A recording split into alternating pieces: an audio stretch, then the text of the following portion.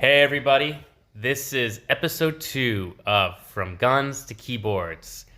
From guns to keyboards, for those who didn't get the reference, it's our little way of playing off of from swords to plowshares, moving from military life to civilian life, and making this podcast. And building something. Yeah, and we did it. We got the name much earlier than expected. Much earlier than expected. We promised until episode 7. We're 5 episodes early. Very proud of ourselves. Yep, pat on the back for us. So last episode we talked a lot about our experiences, how that led us to coming to Israel, joining the IDF, and everything pretty much up to October 7th. I think this episode, we want to switch gears a little bit, talk a bit more about the war itself. Obviously, we're going to incorporate our perspectives as Israeli soldiers, myself as a former combat soldier, Michael as a current intelligence officer. So that being said, we're going to try to be as unbiased and intellectual as possible, but just for full transparency, that is our background. So obviously there's going to be some sort of bias that simply cannot be helped. Yeah, and I think with that being said, maybe we should just get right into it and talk about the heart of the matter. Can Hamas be defeated? Can we get the hostages back? My answer is yes, but not in the current way that Israel is going about this war. Mm-hmm. I think that if let's really touch on the heart of the issue here. The heart of the issue is that Israel is fighting against a unconventional guerrilla army of terrorists that are using the Gaza landscape and the tunnels under the Gaza Strip in order to survive as long as they can, kill as many invading soldiers as much as they possibly can, and basically, hopefully from their perspective, destroy Israeli morale over the long run and force an Israeli pullout out of the Gaza Strip. That's Hamas's tactic. It's very, very hard to achieve full-on conventional victory against a guerrilla force that's willing to bide its time, focus on survival, come out here and there from tunnels, strike soldiers when they can, go back and hide. We're not going to see the sorts of flag-waving surrender that we saw in much of Europe during World War II.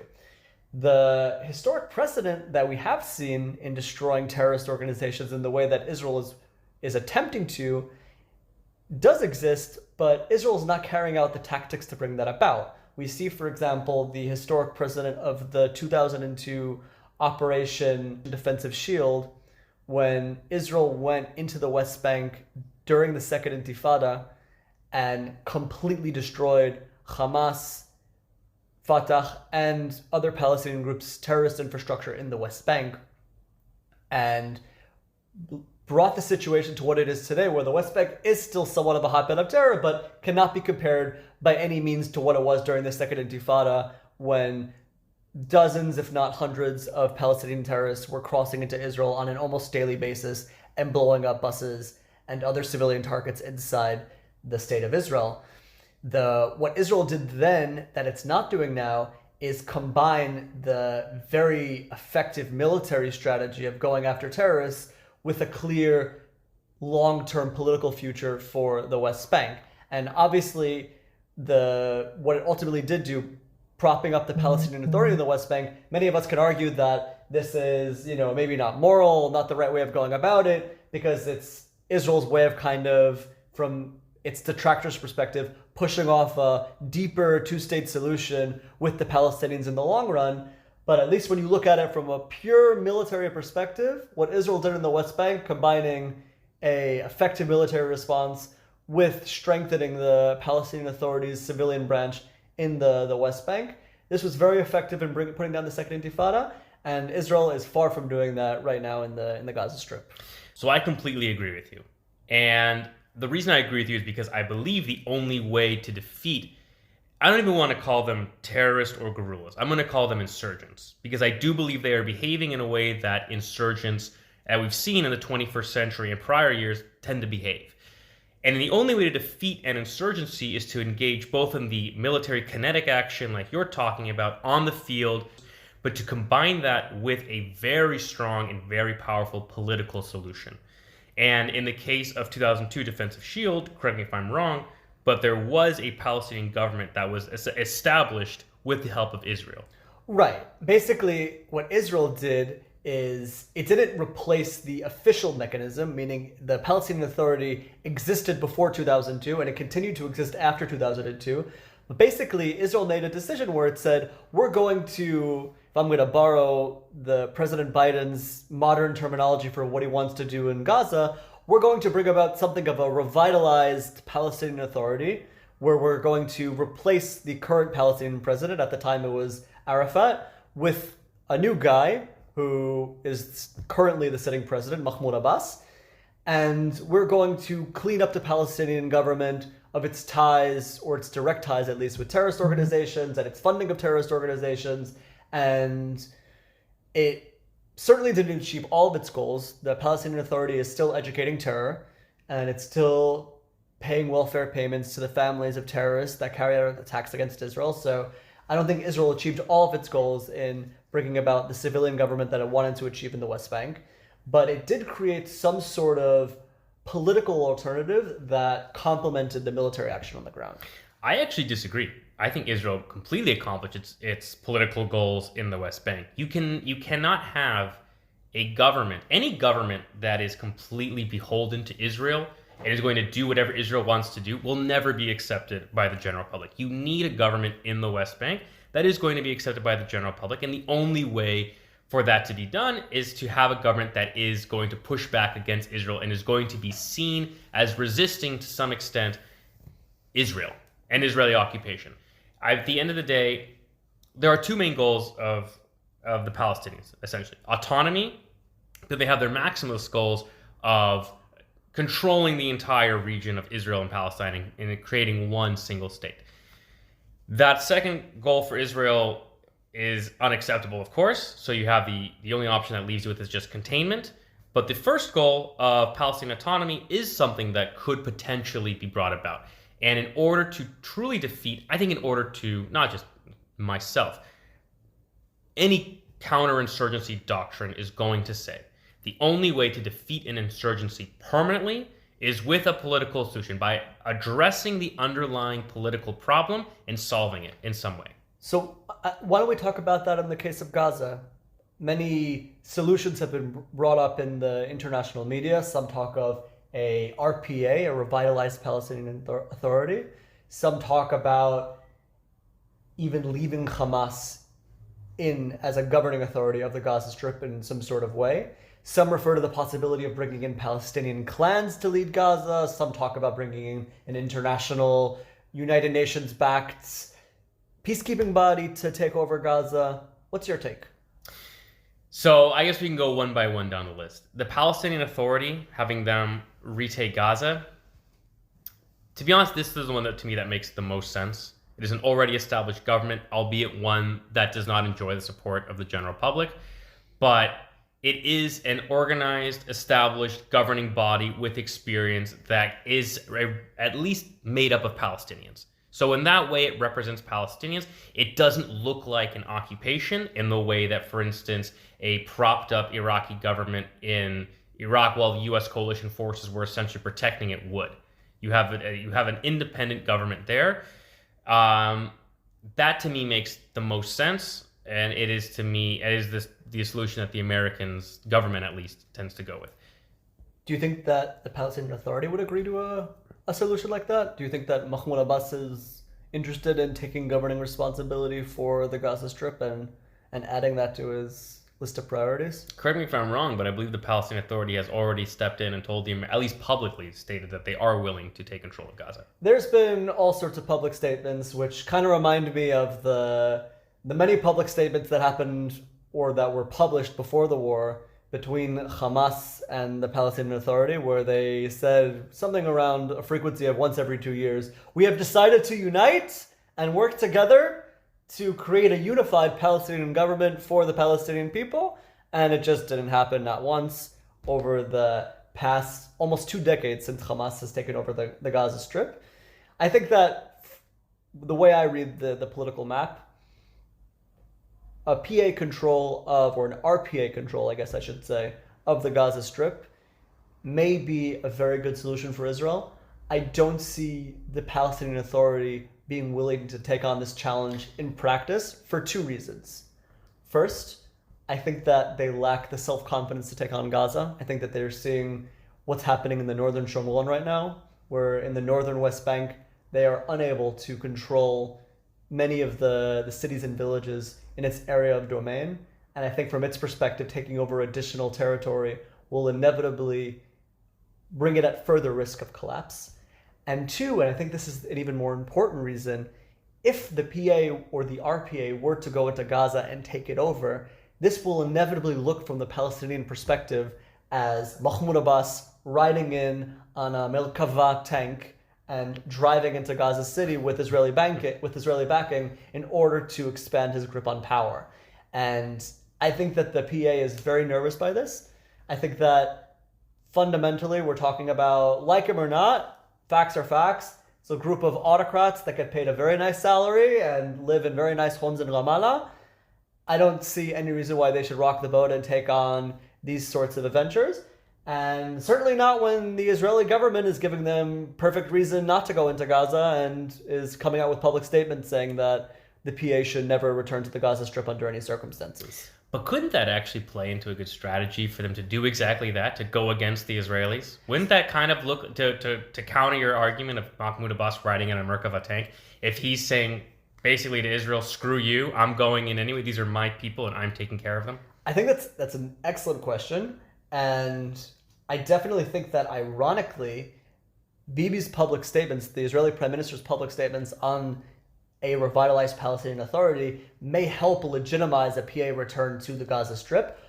What I think is going to be very hard politically in Israel is to somehow sell that after the fact, yeah?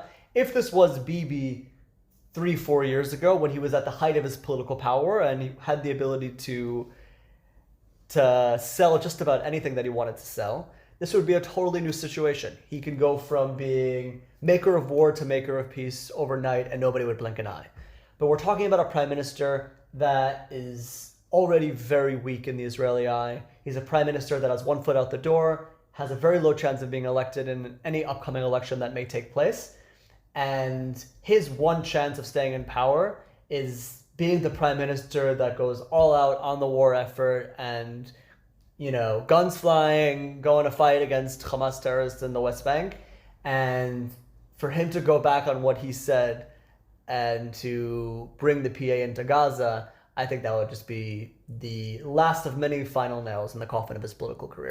So you don't believe that this is a strategy by the Israeli government in order to actually strengthen the PA's position? You think this is legitimately what they believe, and they will do anything in their power to make sure the PA does not take Gaza? I don't know if this is what Bibi legitimately believes. I think this is what he can do owing to his current coalition makeup. He has Ben Gvir and Smotrich to his right in the coalition who are completely opposed to largely any Palestinian autonomy in the Gaza Strip. It doesn't really matter if it's the PA or if it's Hamas. From their perspective, the Palestinians in Gaza need to, quote unquote, voluntarily immigrate outside of Gaza, and Israel needs to resettle Gaza with its own population. And when that is the political map that you're looking at, Bibi just doesn't have a choice. Yeah, I actually do agree with you on that one. I would like to think of our political leaders as playing some kind of game of 4D chess, but I think that's just me being a little optimistic.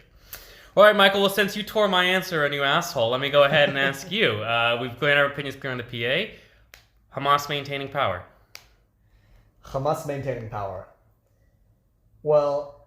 But first of all, what would that look like in your mind? And is that even a feasible outcome? If you looked at this possibility before the war, this really was a quote-unquote more reasonable outcome to bring about. Hamas, in its design, has separate military and political wings. They are separate organizations that are run by the same group of people.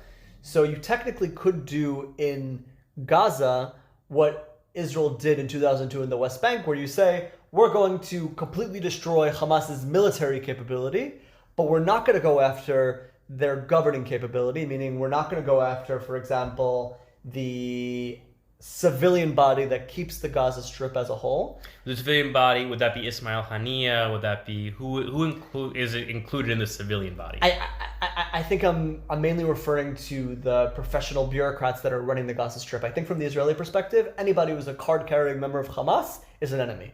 That's the way the Israelis are approaching it. Now, the same mistake that the Americans made with the Ba'athist Party in Iraq, which is an excellent point, and maybe the trap that Israel's going into here. Yeah.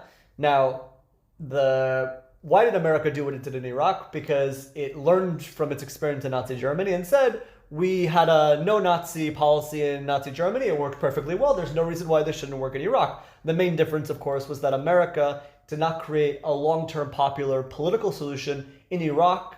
And when I say political solution, I'm not saying just hold elections and hope for the best. I'm talking about a long-term vision of leaders who were able to take control of the country in the years following. It did not do that in Iraq the way it did in Nazi Germany. And I think when you look at Gaza, if Israel is to completely destroy Hamas, which it really seems is the only option by this point after the horrors that happened on October 7th, then what would be acceptable to the Israeli public by this stage? It has to provide some sort of alternative. If it's not the PA, then it has to go to some other route. There's the international route. Not the PA, not Hamas. So yeah, we have international or Gazan clans, essentially. Exactly. These are the other main two options that you have for Gaza, alongside the fifth and maybe inevitable option here if none of these routes work, which is to go post-1967 style in the Gaza Strip and take full civilian responsibility for the residents of the Gaza Strip and basically have a full-on military occupation of Gaza that's indefinite and be living in a state of war, essentially, indefinitely. Be living in a state of war and be responsible also for the day-to-day civilian needs of the Palestinian population, whether it's sewage, whether it's taking out the garbage, running schools, running hospitals, full-on governing of the Gaza Strip, alongside the security control of the Gaza Strip that Israel has already stated that it will maintain even after the war is over. So to go back to your question, the issue of Hamas staying in power, I think technically is possible. If this was a war that Israel started on its own initiative before October 7th, this may have been a possible thing to do, to be very strict about saying we're only going to go after Muhammad Def and the entire political class and all of his subordinates. We're not going to go after the civilian class, or the civilian leaders in the Gaza Strip, I should say. But I think after October 7th, this is just not an option for... Why is it not an option? I don't think the Israeli people will accept it. I think that from the Israeli perspective, they are living next to Nazis. That's the way most Israelis look at it. And accepting Hamas living in the Gaza Strip is equivalent to accepting a Hitler-run Nazi Germany live next to Tel Aviv. And that is unacceptable. But again, it's very easy to do what I'm doing, which is to say why this isn't good, why this isn't good, why this isn't good. The harder thing to do, which is what I'm so far failing at doing, is creating a real potential alternative for Israel. And that's the question that Israel has to ask itself right now. Well, that is honestly my biggest issue, because at the end of the day, I don't think that Israel has a strong counterinsurgency doctrine, and I think anything it does is going to be brand new, and it's going to encounter a host of risks that Israel has to be willing to take, essentially, in order to avoid, which one of, I think, could be the two worst outcomes. One, Hamas stays in power, which will break Israel's morale and also be politically unacceptable. Or two, Israeli occupation of Gaza, which is going to lead to more deaths, more international criticism, and cost us, essentially in lives and treasure, an extreme amount. Any strategy that Israel comes up with will involve a series of risks and will require, I think, a level of political bravery that our current political class just is incapable of providing. So what do we mean by that? I think there essentially are... I think one thing we haven't touched on yet, or two things I haven't touched on, is the international body and the clan-based governance. So let's kind of talk about that a little bit, because that's kind of more of a middle ground I think could be acceptable to both sides. So, Michael, between the two, which one would you prefer and why? I think that in the short term, having some sort of international body governing the Gaza Strip, will give it the general name of UN-backed body in Gaza, or whatever acronym you want to come up with. It doesn't have to be the United Nations, some sort of international body to get assistance and basic services into Gaza. I think that might be an effective short-term solution to basically get the ball rolling on some sort of civilian government in Gaza. The problem is that these international bodies over the long term tend not to be particularly stable.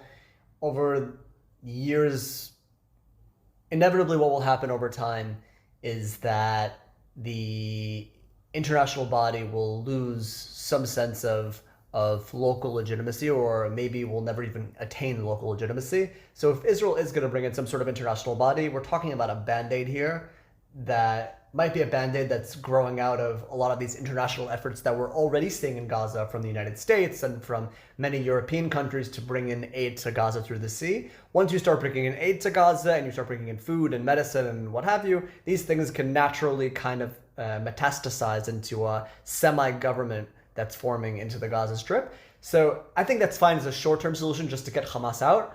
But as a long-term solution, the locals are not going to accept it, and they're going to need to have people who they see as legitimate rulers ruling them. And that inevitably leads us to the option of clans over the long term.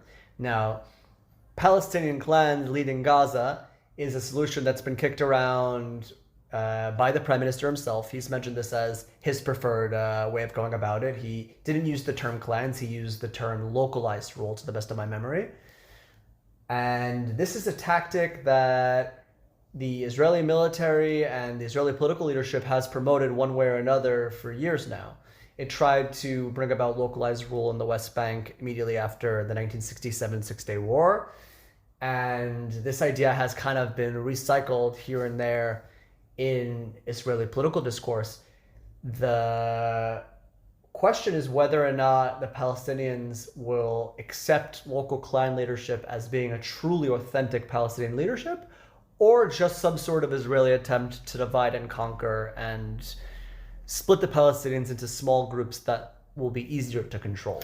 Well, not only that, but I think one of the best places we can look for examples of how something like this would have worked out, both in the international body engagement and with clan rule, is actually a lot of the 1990s peacekeeping missions. Places in like Uganda, Mogadishu, Eastern Europe, where international bodies went in on humanitarian missions that were largely unsuccessful at putting down insurgencies within the country.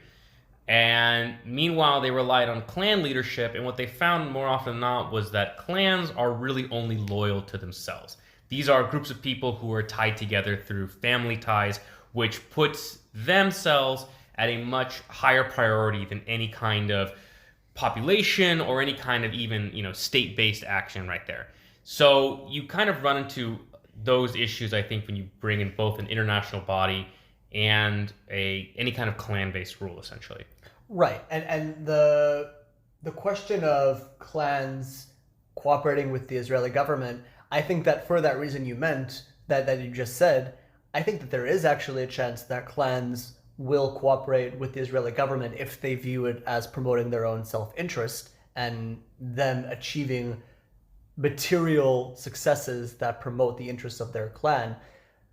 That being said, there's a question of chicken and egg over here, yeah, where if you are going to say to a clan, take responsibility over your people, and we're going to allow you to come to some sort of political position of power, the inevitable next question is, how do I know, if I'm speaking now from the clan's perspective, how do I know that you're not going to leave Gaza tomorrow and leave a political vacuum behind and subject me to Hamas that will come back to power and of course persecute me and my clan for collaborating with you?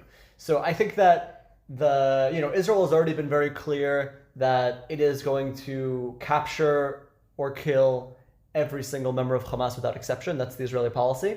And if Israel truly does convince the clan leadership in the Gaza Strip, all of the clans in the Gaza Strip, that this is the case and Hamas has no long-term future in Gaza, there might be a chance that it can rely on what you just mentioned, that clan self-reliance and that desire to promote its own self-interest at any cost to bring them to power. But going back to the chicken and egg paradigm, if Israel does not prove this to the local clan leadership and does not take clear action to destroy the remaining battalions of Hamas in the Gaza Strip, I don't see any serious localized government being set up in the foreseeable future.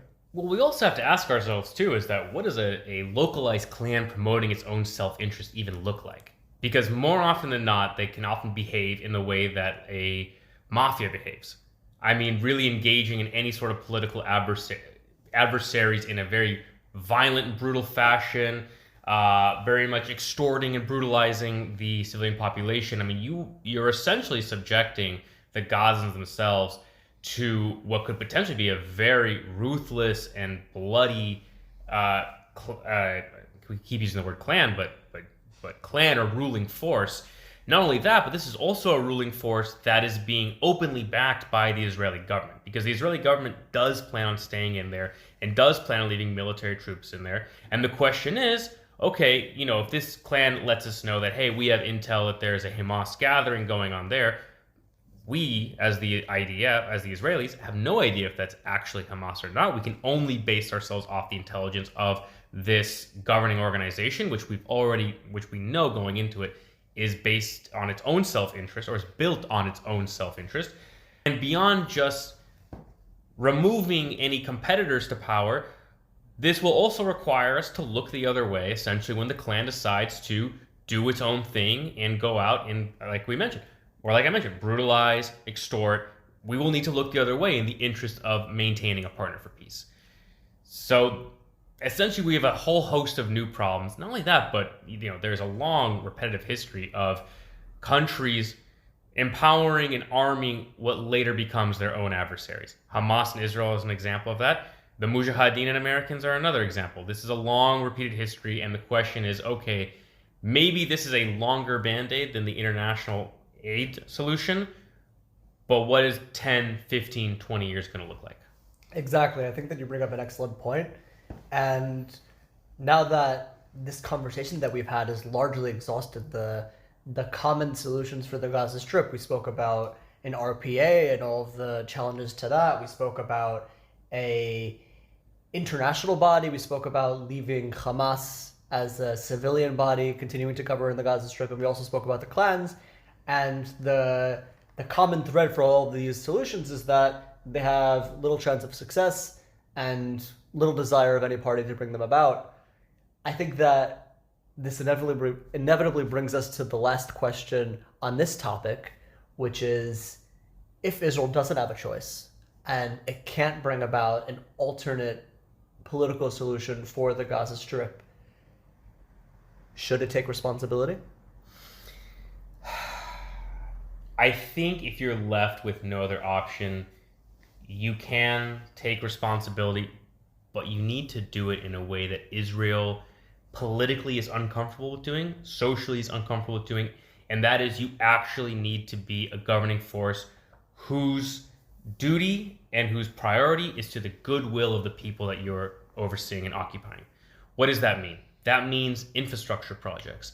That means creating a vision for the Gazan people of a brighter future, which means a political solution, bringing them a government that they can, or at least being on the path to a peace agreement that will create a government for them, that they can have that autonomy and they can have that nation, which is their ultimate goal. For many Gazans who don't believe in this maximalist idea of just, conquer Israel, everything's Palestine. For those who don't believe in that, but who can settle for at least a two-state solution, that is the direction that you need to go in.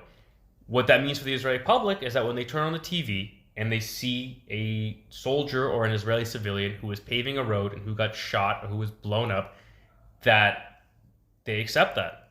They accept that this is a longer war that we're fighting. This is not the kind of kinetic action that we spoke about earlier with tanks and artillery and air force and special forces. This is a new style of warfare. This is a counterinsurgent policy, to where you begin these policies, and while you're doing this, you look for the positive elements in that society. that react well to this, that are willing to work with you. I mean, I believe that most Gazans, most Palestinians have not in their life had a positive experience with an Israeli. For them, Israel is the wall, and Gaza I'm speaking. It's the wall, it's the robot machine guns, it's the planes, it's the bombs, it's them looking at their TikTok and seeing their cousin in the West Bank showing a checkpoint where soldiers are aiming guns at them and shooting tear gas at them. This is the association they've had with Israel. If Israel wanted to carry out an actual counterinsurgency in a way that might be more effective, they would have combined the kinetic action you're speaking about with massive amounts of propaganda of soldiers, Israeli soldiers, handing out candy to children, to Palestinian children, to Israel setting up field hospitals inside Gaza or even outside and bringing Palestinians to those field hospitals and then bandaging up, just like we did, for instance, during the Syrian civil war, where you had Syrians that Israel was sending in special forces to Syria, bringing back civilians, providing them with medical care, and when they were healthy and ready to bring them back to their homes in Syria. So what you're referring to here is a very common counterinsurgency strategy that's suggested and recommended in much of the counterinsurgency literature. We see so many examples of nation states fighting insurgencies, actively deciding, even after all the literature we're recommending what they're recommending, to not do it. And Israel is one of many examples of yet another country that, I'm sure, say whatever you want about Bibi, that he's not good for Israel, that you don't agree with him politically. Everybody has their own opinion and everything's valid, one way or another. You might support him, you might oppose him. I'm assuming that he's well read, and I'm assuming that he at least has the information in front of him about these topics. An active decision was made to not do these things. Why? What's the interest?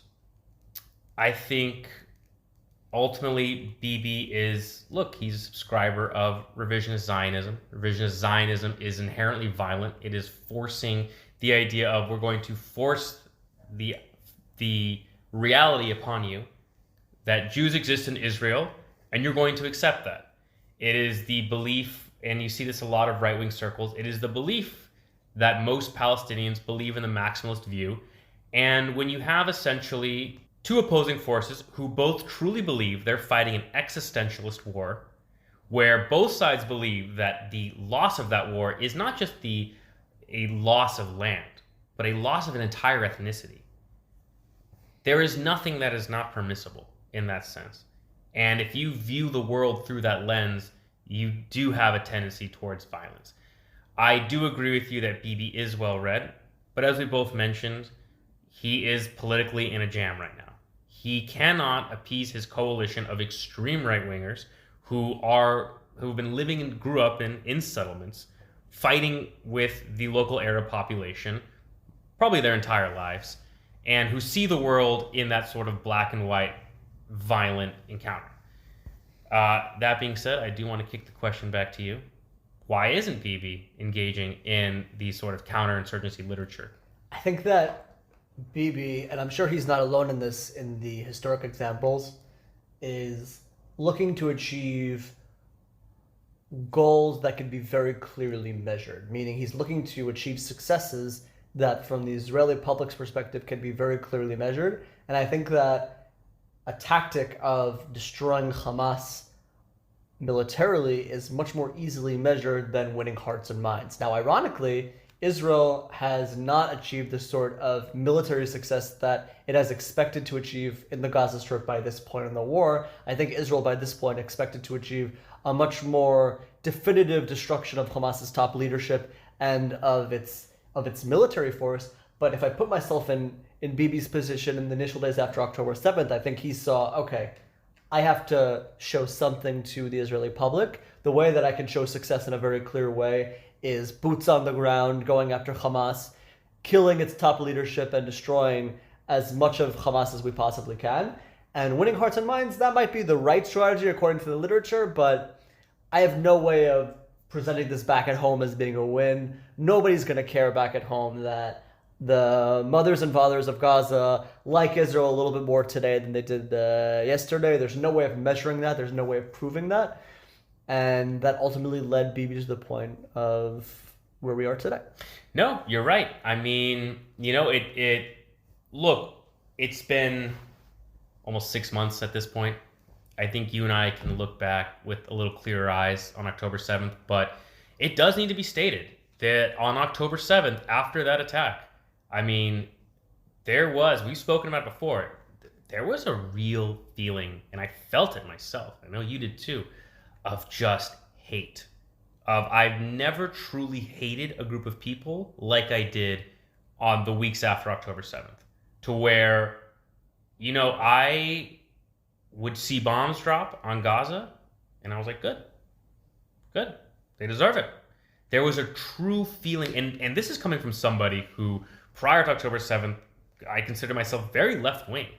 Right. And post-October 7th, post-October 7th too, when we got to base, there was a couple days after where some of the senior Yalom officers came from the south, from fighting in the kibbutzim, and they came back to us, and they presented to us our ROE, rules of engagement, where they said, don't kill kids.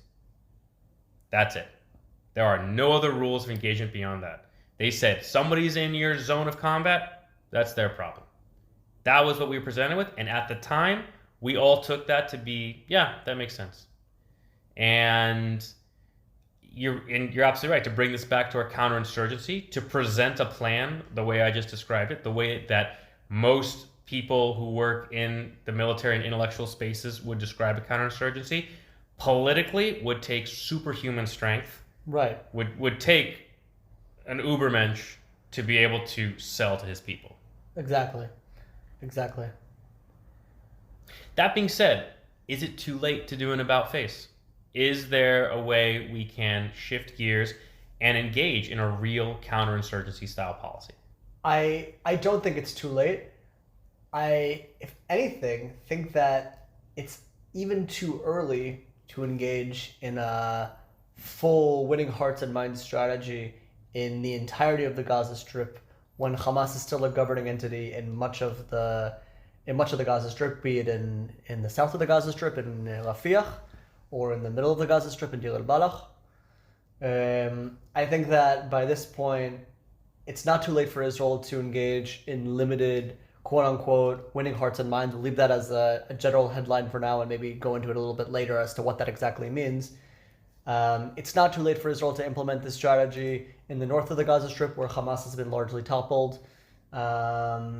Maybe in Khan Yunis, but that's still an open question mark. I think what Israel needs to focus on right now is seeing what are the areas where it can implement some sort of alternate civilian solution to Hamas, whether it means promoting infrastructure projects, bringing in international aid, winning hearts and minds on the ground, most likely focusing on the northern Gaza Strip by this point, and coupling that with a continued military strategy that cannot change of destroying the remaining Hamas battalions in the Gaza Strip, which according to news reports, there's 4 battalions left in the south in Rafah and another 2 in Deir al-Balah.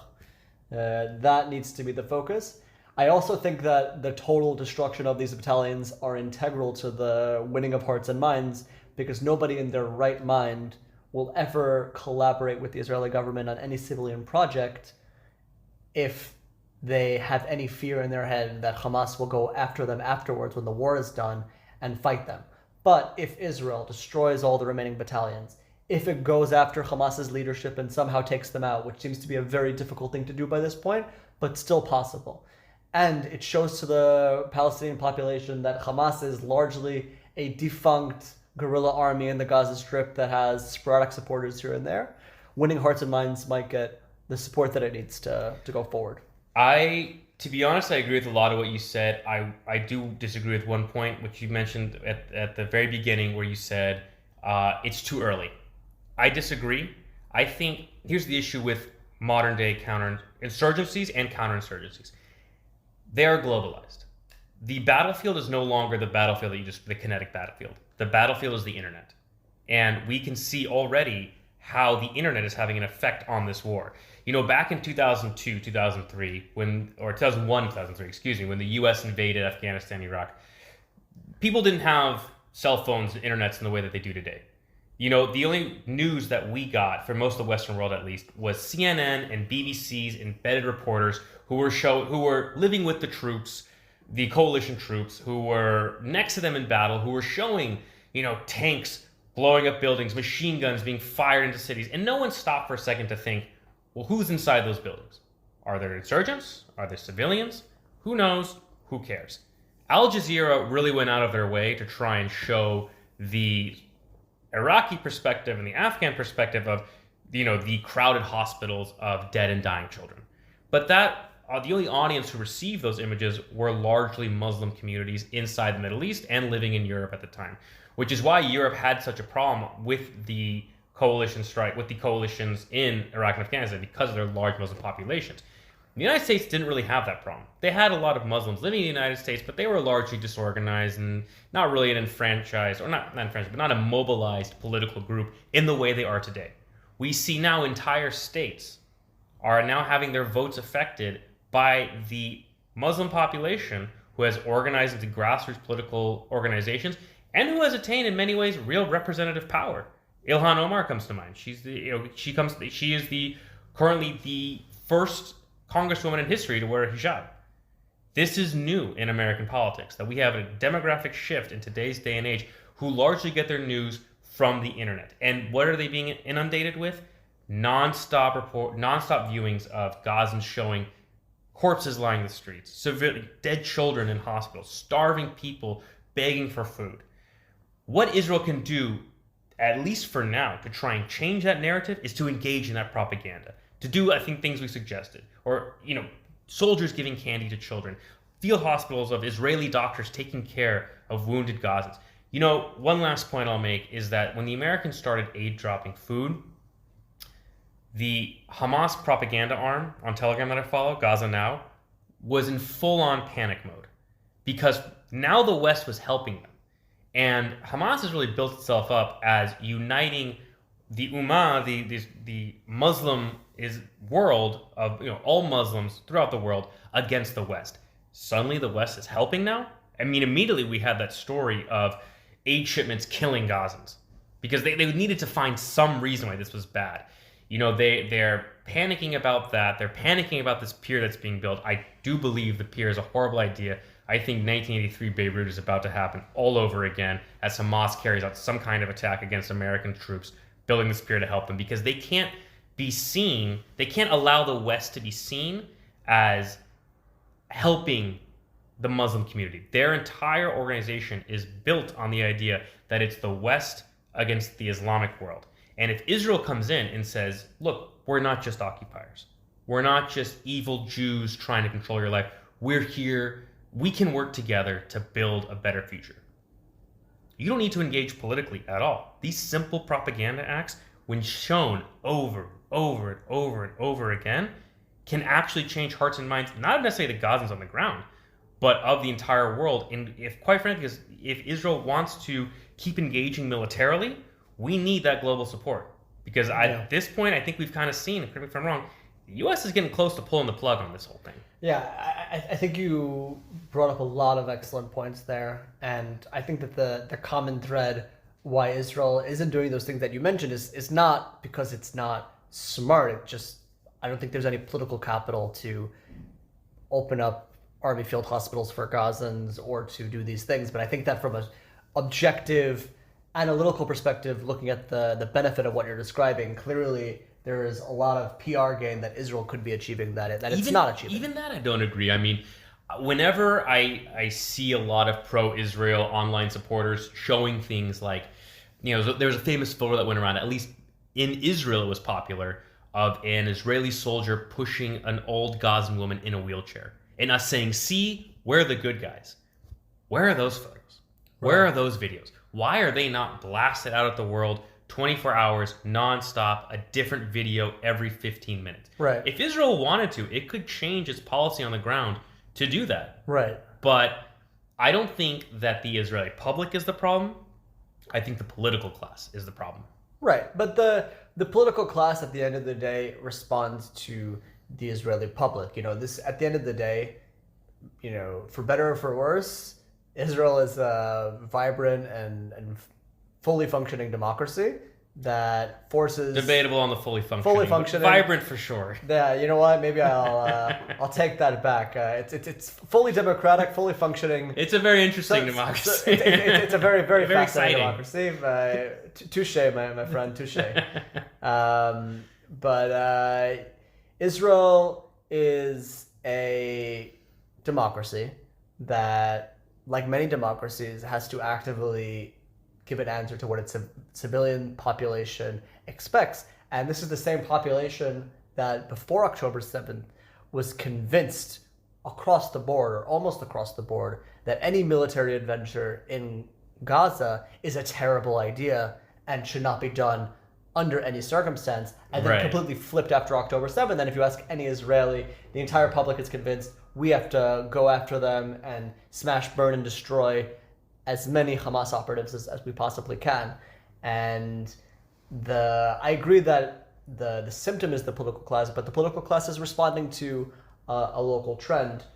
Well, the problem with Israeli democracy is that it's a parliamentary democracy.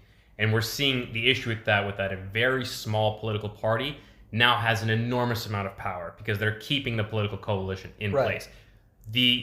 Those people, I think, are against any goodwill towards the Gazans.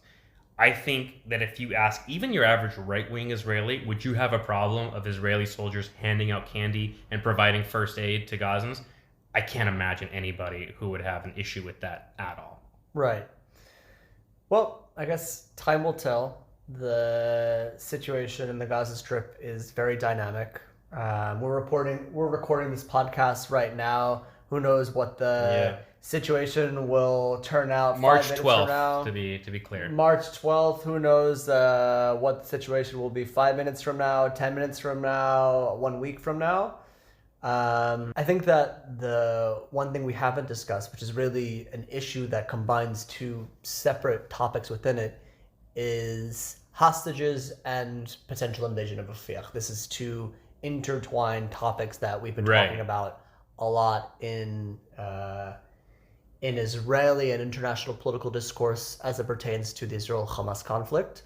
The real question that a lot of us are trying to answer is, will a deal be struck to return some or all of the hostages?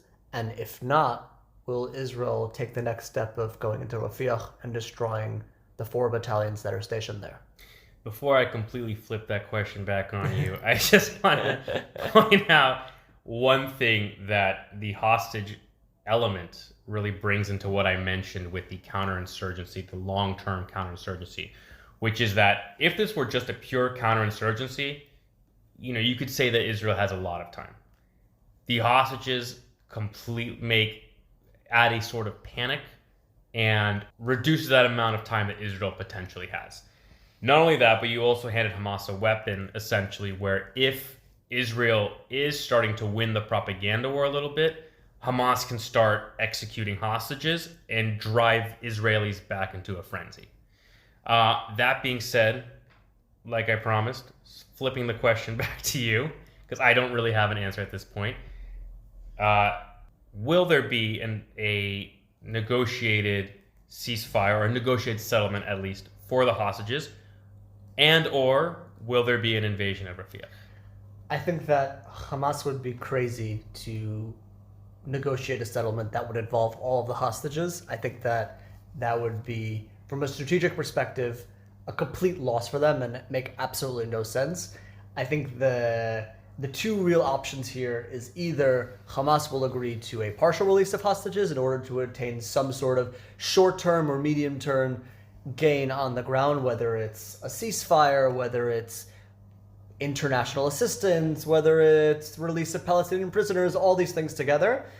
But any full release of hostages being held by Palestinian terror groups in the Gaza Strip will, from Hamas's perspective, be viewed as giving up its main point of leverage, and I don't see that ever happening at any point. Right. Which is why I ultimately view an invasion of Rafah as being an inevitable, because even if you have, for example, the short-term deal that's being discussed in a lot of open source news reports of a 6-week ceasefire in exchange for the release of around 40 hostages in the Gaza Strip,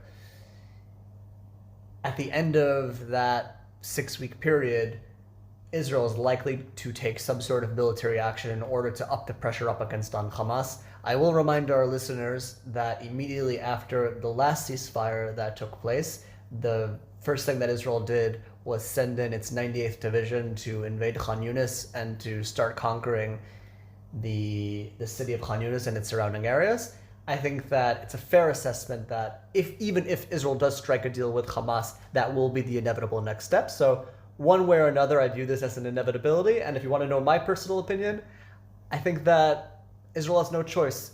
If it wants to, as we spoke about in the beginning of our conversation, create some sort of political vision for Gaza that doesn't include Hamas, it has to destroy the last bastion of Hamas, full Hamas control in the Gaza Strip, which is in Rafah. Yeah, one thing I always kind of tell people when they ask, do you think there's going to be a ceasefire, is Hamas has zero incentive for a ceasefire without gaining all their maximalist demands. Because what does any other ceasefire look like? It looks like going back to October 6th for them, which is something that they started this whole war to avoid. They also, like Israel, want a very public victory. They want, more than anything, they want a propaganda victory more than anything else. And if that looks like a ceasefire and 6,000 Palestinians free back in Gaza and the West Bank, that is proof to the Palestinians, to the Arab world, that Israel can be beat. And so from an Israeli perspective, that cannot be allowed to happen. And as a result, I agree with you. I think Israel has really no other option but to move into Rafah to begin that invasion. Hamas would be stupid, in my opinion, to agree to any agreement that doesn't achieve their maximalist aims. And unfortunately, that puts us in a very difficult bind. And, a question does need to be asked here, which is, what is Israel waiting for? Israel's deadline on invasion of Rafah and or a hostage deal was the beginning of Ramadan. The beginning of Ramadan was 2 days ago, on the 10th of this month. And it made it very clear to the other side, at least according to international media reports, that it is either going to it is either going to expand the war into Rafah, or Hamas is going to agree to a deal on the hostages. And it's unclear what Israel is waiting for. I think that the slow action that Israel carried out in the beginning of the war, where it didn't launch a full invasion of the Gaza Strip and focused only on the north part of the Gaza Strip and then expanded to Khan Yunis, I think that was a very smart thing to do in the beginning of the war. There was too much uncertainty in the beginning, and it didn't really know how the cards were going to play themselves out during the course of the war. But we have a much clearer picture of what's going on the ground in the Gaza Strip. We have already conquered something of, I don't want to give a specific percentage, but we've already conquered the vast majority of the Gaza Strip. It's unclear why Israel is still playing this conservative game and not continuing on its maneuver into Rafah and into Machanot HaMerkaz, into the central part of the Gaza Strip, where another 2 battalions are also stationed. The easy answer, international pressure, is going to be as true now as it will be a month from now. If anything, it's just going to be worse a month from now. So what is Israel waiting for? Why is it sitting on its I also have no idea.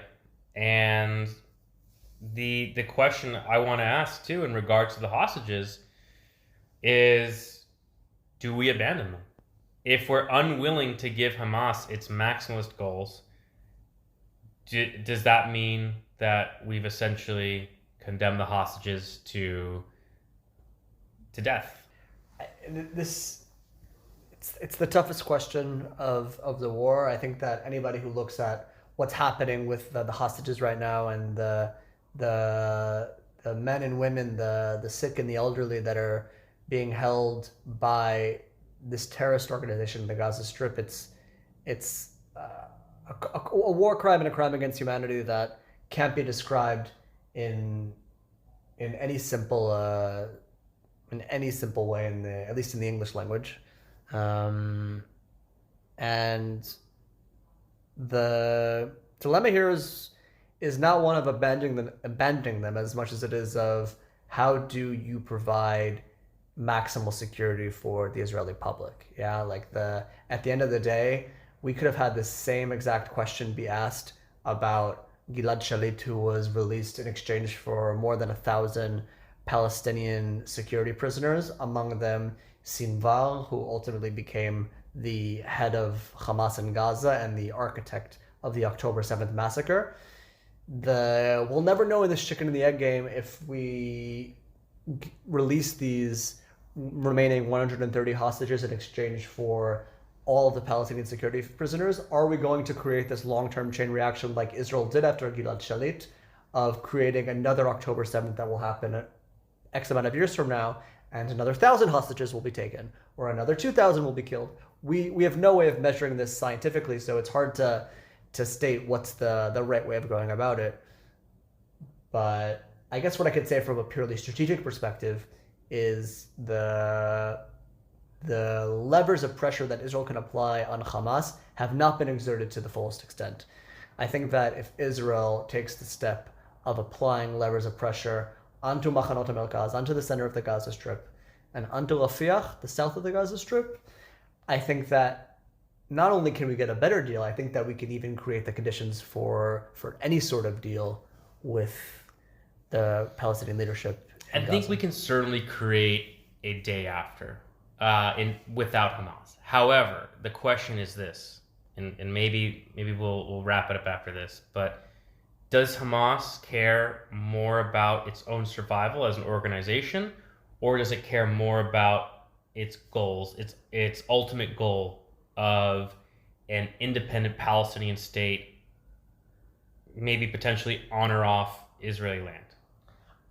I think they view them as intertwined. I think that from their perspective, the independent Palestinian state that they want to bring about, that will comprise both Gaza, the West Bank, and all of Israel's current territory, the maximalist ideology of Hamas is inevitably tied to its survivalist instinct.